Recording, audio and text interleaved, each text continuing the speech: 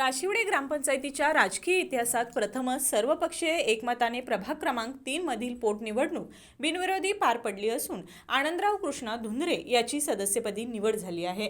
या घटनेमुळे गावात एकात्मतेचा संदेश गेला असून ही निवड चर्चेचा विषय ठरली आहे। राधानगरी तालुक्यातील सर्वात मोठ्या 17 सदस्यीय राशिवडे ग्रामपंचायतीतील प्रभाग क्रमांक 3 मधील एक जागा रिक्त होती। निवडणूक जाहीर झाल्यानंतर धुंद्रे पाटील गटाकडून आनंदराव धुंद्रे, सुशांत धुंद्रे आणि किरण बिल्ले यांची उमेदवारी अर्ज दाखल केले होते, तर विरोधी गटाकडून संजय डकरे आणि ऋषिकेश डकरे यांनी अर्ज सादर केला होता। मात्र माघारीच्या अंतिम दिवशी आनंदराव धुंद्रे वगळता सर्व उमेदवारांनी मनाचा मोठेपणा दाखवत अर्ज मागे घेतले, त्यामुळे आनंदराव धुंद्रे यांची बिनविरोध निवड निश्चित झाली।